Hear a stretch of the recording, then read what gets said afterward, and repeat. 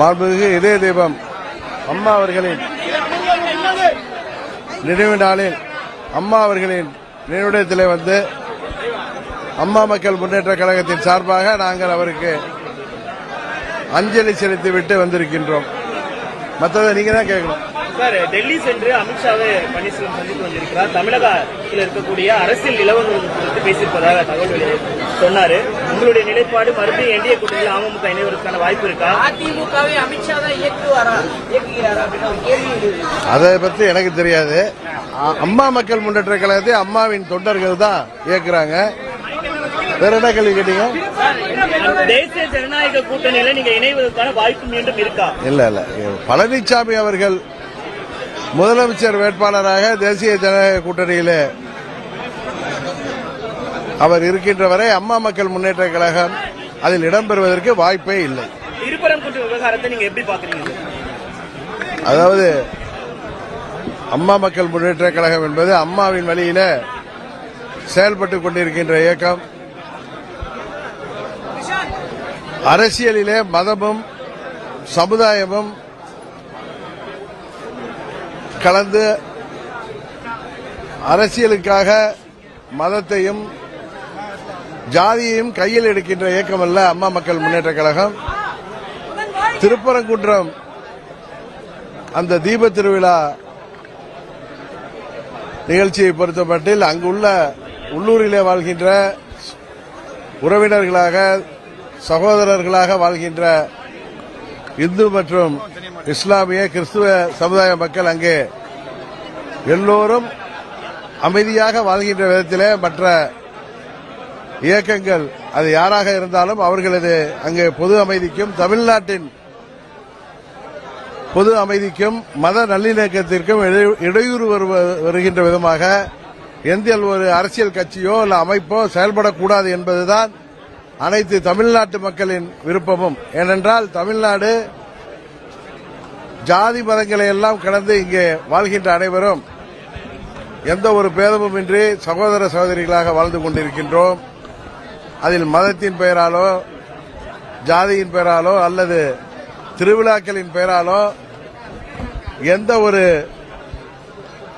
இடைஞ்சலையும் யாரும் ஏற்படுத்துவதை தயவு செய்து தவிர்த்துவிட வேண்டும். தமிழ்நாட்டு மக்கள் இதுபோன்ற அரசியலை உறுதியாக ஏற்க மாட்டார்கள். அதனால் தமிழ்நாடு தொடர்ந்து அமைதி பூங்காவாக திகழ வேண்டும் என்பதுதான் அம்மா மக்கள் முன்னேற்ற கழகத்தின் நிலைப்பாடு. அதிமுக பிரிஞ்சு போனவங்க ஒருங்கிணைப்பாடு இது நீங்க அண்ணன் செங்கோட்டையன் அவர்கள்ட்ட கேட்கறது தான் நன்றாக இருக்கும்.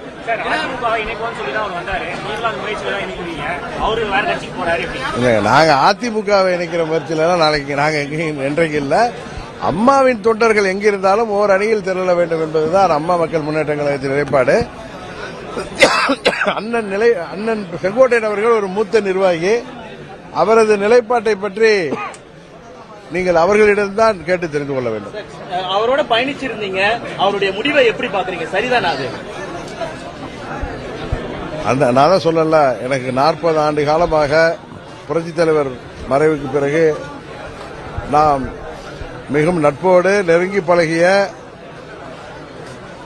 நிர்வாகிகளில் அவரும் ஒருவர். அவரது முடிவை பற்றி விமர்சிப்பது நன்றாக இருக்காது என்று நினைக்கிறேன். என்னங்க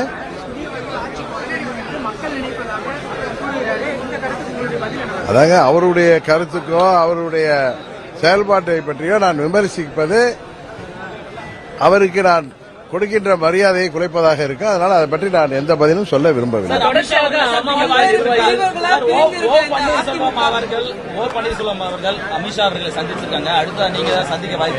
உறுதியாக இல்லை. என்னை அழைக்கவும் மாட்டார்கள். நானும் அவர்கள் உறுதியாக என்னை அழைக்க மாட்டார்கள். தொடர்ச்சியாக அமமுக நிர்வாகிகள் அதிமுக இணைஞ்சிட்டு இருக்காங்க. அதாவது ஒரு சிலர்கள் பதவியை விட்டு எடுக்கப்பட்டவர்கள் அல்லது எடுத்து விடுவோம் என்று அச்சத்திலே உள்ளவர்கள். ஏன்னா இப்ப தேர்தலை நோக்கி சீர்திருத்தங்கள் நடைபெறுகின்ற பொழுது நீக்கப்பட்டவர்கள், அவர்களது குடும்ப உறுப்பினர்களாக இருப்பவர்கள், அவர்களாக போகட்டும் என்று நாங்கள் அவர்களுக்கு காத்திருந்தோம். அது போன்றவர்கள் இன்னும் சில பேர் சுயநலத்திற்காக சுய லாபத்திற்காக விலை கொடுத்து வாங்கப்படுவது உங்களுக்கு தெரியும். அதை பற்றியெல்லாம் இந்த லட்சம் தொண்டர்கள் உறுதியாக கவலைப்பட மாட்டார்கள். இந்த தேர்தலில் துரோகம் வீழ்த்தப்பட வேண்டும் என்பதிலே அம்மா மக்கள் முன்னேற்ற கழகம் உறுதியாக இருக்கிறது. அதைத்தான் இன்றைக்கு அம்மா அவர்களின் நினைவிடத்திலே எங்கள் உறுதிமொழிகளில் ஒன்றாக முக்கியமானதாக அந்த உறுதிமொழியை எல்லோரும் சேர்ந்து எடுத்திருக்கிறோம். செங்கோட்டையன் தொடர்ந்து அதிமுக முன்னாள் எம்எல்ஏக்கள்லாம் மாற்றுக் கட்சியில வந்து இணைறாங்க, எப்படி பார்க்கிறீங்க? அதை பத்தி நான் ஒன்றும் பார்க்க விரும்பவில்லை. துரோகம் இப்ப அதிமுகங்கிற கட்சியே இல்லை என்பதுதான் நான் தொடர்ந்து சொல்லி வருகிறேன். இப்ப இருக்கிறது எடப்பாடி திமுக. புரட்சித் தலைவர் கட்சியை தேர்தலுக்கு பிறகுதான் அங்கே தூங்கிக் கொண்டிருக்கின்ற அல்லது தூங்குவது போல் நடித்துக் கொண்டிருக்கின்ற நிர்வாகிகளும் தொண்டர்களும் விழித்துக் கொள்கின்ற போதுதான் மீண்டும் புரட்சித் தலைவரின் அதிமுக உருவாக்க முடியும். இந்த தேர்தலுக்கு பிறகுதான் அது நடக்கும். துரோகம் இந்த தேர்தலிலே உறுதியாக வீழ்த்தப்படும். அதில் அம்மா மக்கள் முன்னேற்ற கழகத்தின் பங்கு உறுதியாக இருக்கும். அதாவது கூட்டணி ஜனவரியில தான் நாங்க அறிவிப்போம் சொன்னா சில ஊடகங்கள்ல அதுக்கு ஒரு காரணம் சொல்கிறார்கள். கூட்டணி பற்றிய பேச்சுவார்த்தைகள் நான் திரும்ப உங்களுக்கு சொல்கிறேன். சில கட்சிகள் அவர்களது கூட்டணிக்கு நாங்கள் வர வேண்டும் என்கிற நோக்கத்தோடு எங்களை அணுகி பேசி வருகிறார்கள். கூட்டணி உறுதியாக பிறகு நான் சொல்வதுதான் மரியாதையாக இருக்கும். நிறைய கட்சிகளோட பேசுறீங்க, ஒரே நேரத்தில் எல்லா கட்சிகளோட பேசுறீங்க. நிறைய நான் நல்ல வார்த்தை சொன்னேன். நான் சொன்ன வார்த்தையை திருப்பி நீங்களே போட்டு கேட்டுங்க. பாடத்தை திமுகவுக்கு கொடுக்கணும்னு சொல்லிக்கிறேன். அது மட்டும் இல்ல, இப்போ பிஎம் கிசான், அதாவது பிரதம மந்திரி கிசான் திட்டம்னு ஒன்று மத்திய அரசு திட்டம். அதுக்கு நம்ம ஒரு பைசா செலவு இல்லை. எந்த ஸ்டேட் கவர்மெண்ட்டுக்கும் செலவு கிடையாது. அவங்க ஏழை விவசாயிங்களுக்கு வருஷத்துக்கு 6000 ரூபாய் கொடுக்குறாங்க. 3 தவணையாக கொடுக்குறாங்க. இப்போ நீங்கள் பார்த்தீங்கன்னா ஆந்திராவில் 5,19,00,000 மக்கள் தொகை இருக்கு.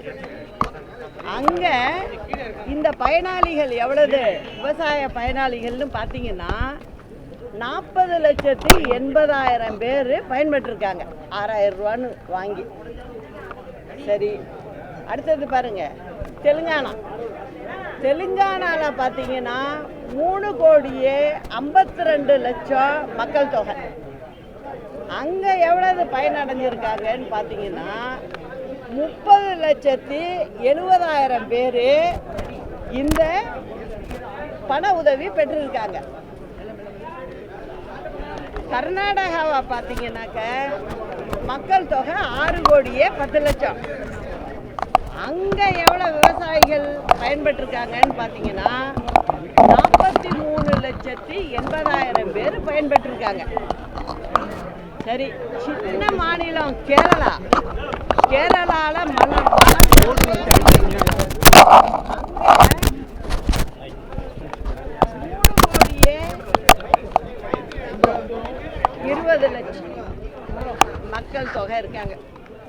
அங்க என்ன ஆகுது, 22,70,000 பேரு அங்க உள்ள விவசாயிகள் பயன்படுத்துறாங்க. தமிழ்நாட்டை எடுத்துக்கிட்டீங்கன்னா 7,21,00,000 பேர் மக்கள் தொகை இருக்காங்க. ஆனா இங்க பயன்பெற்ற விவசாயிகள்னு பாத்தீங்கன்னாக்க வெறும் 22,70,000 பேர். கிட்டத்தட்ட பாத்தீங்கன்னா 50 லட்சத்துக்கு குறையாம தமிழ்நாட்டில் ஏழை சிறு விவசாயிகள் இருக்காங்க.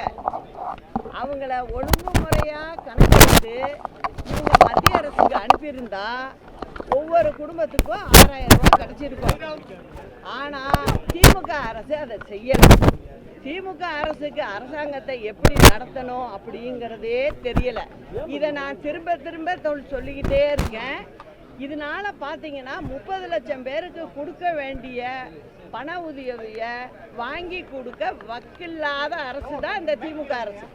இதனால 1800 கோடி ரூபாய் இந்த விவசாயிகளுக்கு போற பணம் போகல அப்படிங்கிறதையும் சொல்லிடுவோம். திமுக ஆட்சியே நடத்தல.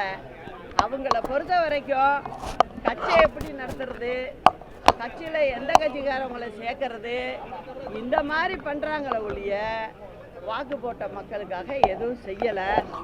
அதே போல் பார்த்தீங்கன்னா லேப்டாப்பு அம்மா கொடுத்துக்கிட்டு இருந்தாங்க. அதிமுக ஆட்சியில் 51,70,70,000 பேருக்கு கொடுத்துருக்காங்க. அவ்வளோ பிள்ளைங்க பயன்பட்டுருக்கு. இப்போ 5 வருஷமா இவங்களுடைய தேர்தல் அறிக்கை நம்பர் 163. திமுக காரவங்க மறந்துருப்பாங்க, நான் மறக்கல. 163வது இதான் என்ன சொல்றாங்க தேர்தல் அறிக்கையில, நாங்கள் லேப்டாப் எல்லாருக்கும் கொடுப்போம் அப்படின்னு சொன்னாங்க. 5 வருஷம் ஆயிடுச்சு. அடுத்த தேர்தல் வாக்கு சேகரிக்க போகணும். அதனால என்ன பண்ணிட்டாங்க, இப்போ திடீர்னு நாங்கள் ஒரு 2000 கோடி ஒதுக்கியிருக்கோம், நாங்கள் உங்களுக்கு நாங்கள் கொடுக்குறோம் அப்படின்னு சொல்லி இப்போ ஒரு 10 லட்சம் பேருக்கு கொடுக்குறேங்கிறாங்க. நான் என்ன கேட்குறேன், அம்மா இருந்தப்போ பள்ளி படிப்புலேயே அம்மா கொடுத்தாங்க லேப்டாப்பு. எதுக்காக? அந்த பிள்ளைகளுக்கு பழக்கம் வரணும், கற்றுக்கணும். ஏழை பிள்ளைகளுக்கு வாங்கிறதுக்கு வசதி இருக்காது. அரசு கல்லூரி, அரசு உதவி பெறும் கல்லூரி, பள்ளிக்கூடம், இதுக்கெல்லாம் பள்ளிக்கூடத்திலேயே அம்மா ஸ்கூல்லையே கொடுத்துருக்காங்க. ஆனால் இப்போ திமுக அரசு என்ன சொல்லுது, நாங்கள் காலேஜில் வந்தோன்னா கொடுப்போம் அப்படின்னு சொல்லுது. இது எல்லாமே சொல்கிறது என்னன்னா, தேர்தலில் வாக்கை வாங்கிறதுக்காக, ஓட்டை வாங்கிறதுக்காக ஒரு பொய்யான தகவலை அங்கங்கே சொல்கிறாங்க. இத்தனை நாளாக நான் கேட்டுக்கிட்டு இருக்கேன். அப்போ என்ன சொன்னாங்க இவங்க, அதாவது லேப்டாப் கொடுக்கலாமா, டேபு கொடுக்கலாமா. 4 வருஷமாக யோசிப்பீங்க, 4 வருஷம் 5 வருஷமாக யோசிப்பீங்க. இதனால எவ்வளோ பிள்ளைங்க பாதிப்படைஞ்சிருக்கு, ஏழை பிள்ளைங்க. கிட்டத்தட்ட 40 லட்சம் பிள்ளைங்க பயன்பெறாமல் வெளில போயிருக்காங்க. அவங்களுக்கு கொடுத்துருக்கணும், அவங்களுக்கு கொடுக்கல. இதை தான் நான் திரும்ப திரும்ப சொல்கிறேன். இந்த அரசாங்கம் 12 லட்சம் கோடி கடனை வாங்கியிருக்க ஒழிய, இந்த கடனை வாங்கி இந்த அரசாங்கத்தில் எல்லாரும் அவங்க சாப்பிட்டுக்கிட்டு இருக்காங்களே ஒழிய, உண்மையாக உறுதியாக மக்களுக்கான வேலைகளை அவங்க செய்யலைங்கிறத நான் திரும்ப திரும்ப சொல்கிறேன். தேர்தலில் இதோடைய பிரதிபலிப்பு நிச்சயம் தெரியும். நான் விடுறதா இல்லை. அதிமுகவை அமித்ஷா தான் வழி நடத்துறாரா? அதிமுகவை அமித்ஷா தான் வழி நடத்தி ஒன்றிணைப்பதற்காக தான் நான் மத்திய அமைச்சர் சந்திச்சேன்னு சொல்லிட்டு ஓ பன்னீர்செல்வம் தெரிவிக்கிறாரு. அதிமுகவை அமித்ஷா தான் ஒன்றிணைப்பாரா? அதாவது கேள்வி எழுது. நான் என்ன சொல்றேன் உங்களுக்கு, முதல்ல நீங்கெல்லாம் மக்கள் பிரச்சனையை கையில் எடுங்க. அந்தந்த கட்சி, அந்தந்த இயக்கத்தை சேர்ந்தவங்க பார்ட்டியை எப்படி நடத்துகிறாங்க, என்ன பண்ணுறாங்க, என்ன தேர்தலுக்கு வியூகம் எடுக்கிறாங்கங்கிறது அந்த சமயத்தில் தேர்தல் நேரத்தில் தெரியும். அது வரைக்கும் நீங்கள்லாம் என்ன பண்ணணும்னு நான் கேட்டுக்கிறேன்னாக்க, அதாவது மக்கள் பிரச்சனையை கையில் எடுத்து இந்த மீடியாக்காரவங்கெல்லாம் அதை சொன்னீங்கன்னா ரொம்ப நல்லா இருக்கும்னு நான் கேட்டுக்கிறேன்.